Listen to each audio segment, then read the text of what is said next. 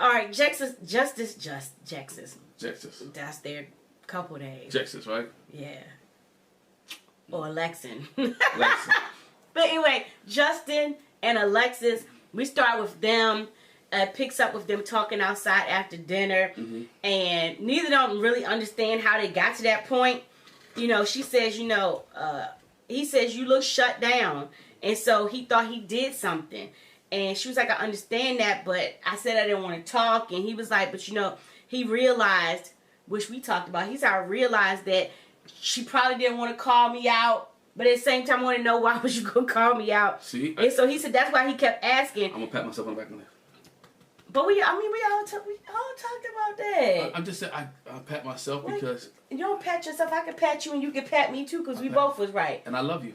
We was both right. And I love you. Don't do that. And I love you. Don't do that. Want to hold my hand? No. You want to hold my hand and talk it out? Do you want to hold my hand and talk it out? No, sir. Oh, we're not going to hold our hands and anyway, we're not going to talk it out? No. Okay, we good. And so he said that's why he kept asking, because he was checking on her. She was like, well, I don't feel like you was checking on me by asking about you. Yeah. So she was like, let's just call it a truce. Let's, okay. She gave up. She didn't want to fight the war. She wasn't fighting, but she was just really, like... She knew what was going on. Basically, she said they both, but why she called it truce is because we both was in the wrong. We both was misunderstanding. It was just a misunderstanding. Which, I mean, I'm not knocking the truce. I like the truce because guess what? You're in marriage, and marriage shouldn't be a win-loss. We talked about scoreboarding on the panel discussion a couple weeks ago. You shouldn't be a win-loss, right? You're not dealing with your spouse so you can get a win and she can get a loss, or he get a win and you get a loss. At a point, you call it truce. It is a tie. We both messed up and we got to move on. Mm-hmm. You know. So Dr. Pepper comes over to visit with them. She says, you know, I'm here to help you two out, you know, and they share today's an emotional day. And Alexis said, you know, Newton got attacked. His dog attacked Newton. And so we sent her to a training camp. And long story short, Maya is not doing well at the training camp. Free Maya. Free Maya. Maya is not doing well at the training camp. And so they suggested that he not bring her back home. And I'm thinking, like, they said don't even bring her to your friend's house right now because she is not obedient. We got to keep working. And so he was like, I had to leave her there. I've had her for 7 years and it's hard. And so he was rough, and you could tell Justin had been crying, and understandably. Dr. Pepper says, I know pets, you know, pets are like family members, and you know, you grow up, have a bond with them, and I understand. Did he go put some money on Meyer books? I mean, he's paying for it already, so he is obviously putting money on her. Maya needs some doggy treats. You gotta go put some money on that dog books, Justin. And so the question is, has there been healing? And Alexis says, you know, I noted him feeling defeated, and you know, she didn't want to hurt anymore, so she chose to forgive. And she basically realized, but I'm hurting myself. I forgive by letting myself. It don't really do much for the other person. It does it for me. Right. But Dr. Pepper says, but just choosing to forgive, that don't fix everything. You still got to fix stuff. You got to fix the issue.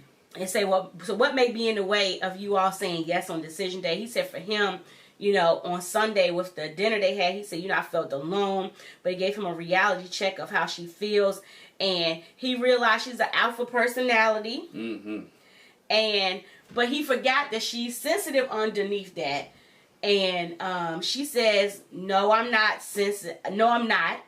He says, you know, she's sensitive. And she was like, no, I'm not. And Dr. Pepper was like, what's wrong? What's wrong with that? What's wrong with being sensitive? And so she explains, you know, I grew up, sensitivity and vulnerability was not a thing that we did.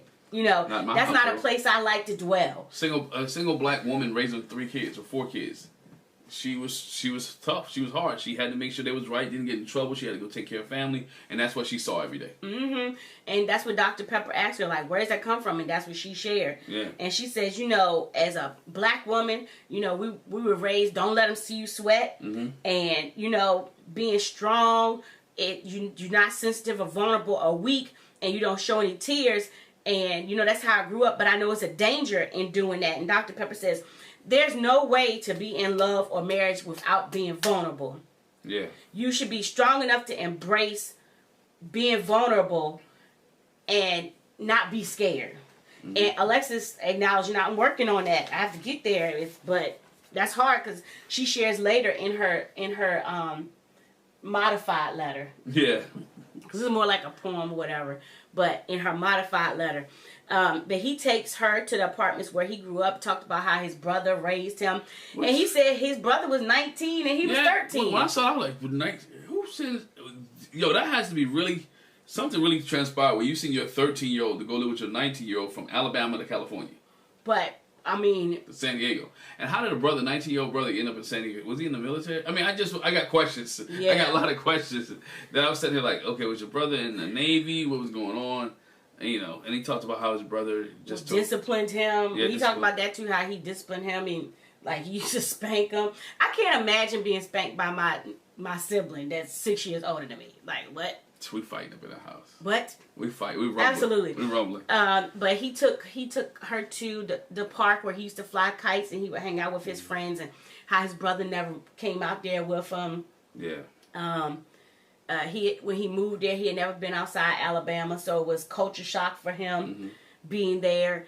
And as he was growing up, his brother did a lot of, which I expect from a 19-year-old, because you're not a father figure and you ain't hardly lived anything. He used to tell him a lot, figure it out on your own. Figure it out on your own. Get together on your own. And so he's like, so that's what I had to do.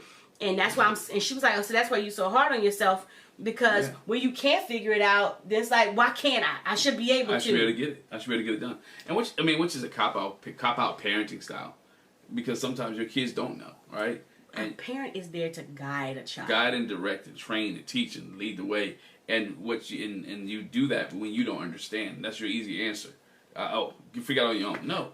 Teach me the first time, maybe the second time, and I can get it. But that's why I said it's hard as a 19-year-old. Remember, the brother's still growing and learning. Yeah. And as a parent, when you're raising your kids, you're raising them out of your experience. It's hard to teach somebody out of experience that you haven't even experienced yet. Yeah, that you have none, and you have no experience, and you're basically raising yourself. You're still a child, so.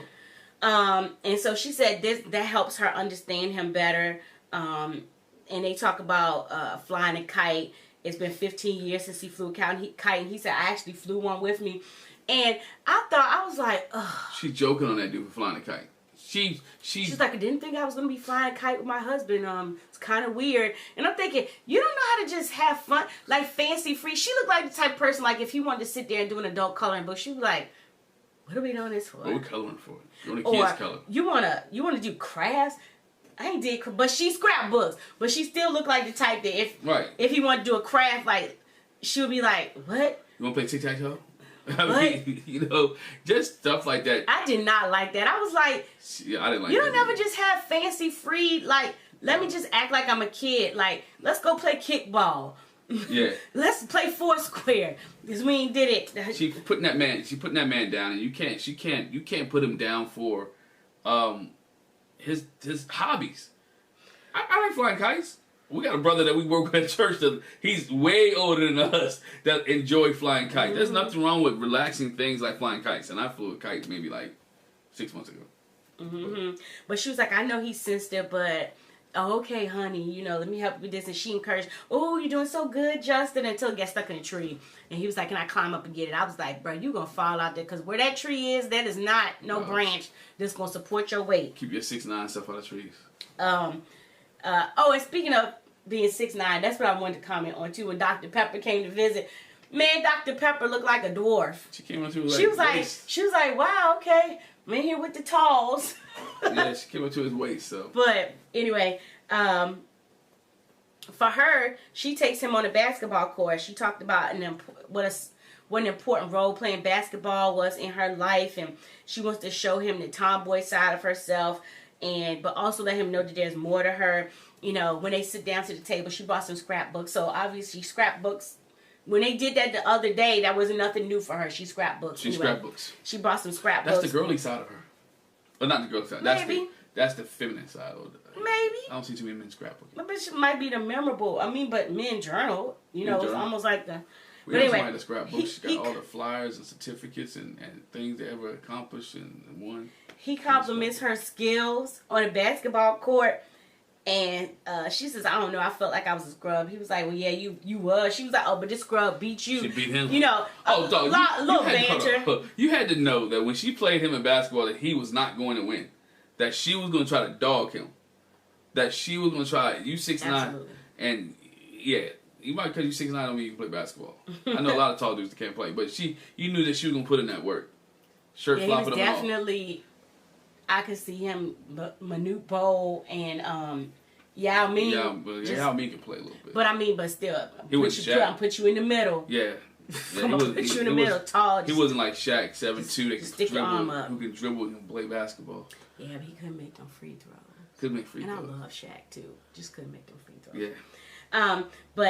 So she shares her scrapbook with a lot of basketball pictures but she also has some National Honor Society stuff in there. He was like, oh, okay, so you played basketball and you was a nerd. I see, I'm getting it. And she said, I played basketball since I was 7. And she said, it showed me playing basketball that hard work pays off. And so that's kind of like what I've taken going forward. And so in her letter, she's... The other thing she did, not to cut you off, talked about being a team player and being on the team. And she realized, you know what? Like I said earlier, I'm not competing against you. Mm-hmm. We're together. We're on a team. And we got to work this thing together. Mm-hmm. That was one of the big things I took away. She realized her aspect from sports is going to help her relationship with Justin. I think when you play sports all your life, when you play organized sports, and you've been on real competitive teams, in marriages, you have to become...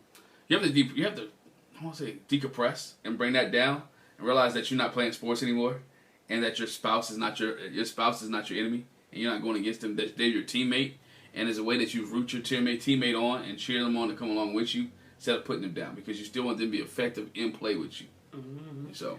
And so in her letter, she's talking to herself. She's like, you inherited your mom's lips and hips. Mm-hmm. And inadvertently her hyper independence. She talks about how one time I was struggling to get groceries in an apartment, and my roommate was just my friend. My best friend and roommate was just sitting on the couch, and she said, I yelled out, "So you're not gonna help me with these groceries?" She was like, "Listen, I offered. Mm-hmm. You never asked for help, and so I stopped offering." Because when I offered it, you never took it. And so she said, I learned in that I didn't have to do everything on my own. And so then she sought an environment where everyone could ask for help. And she said she's trying to break the cycle of hyper independence. And so I would tell my younger self that you can be soft and you can be strong. Yeah. So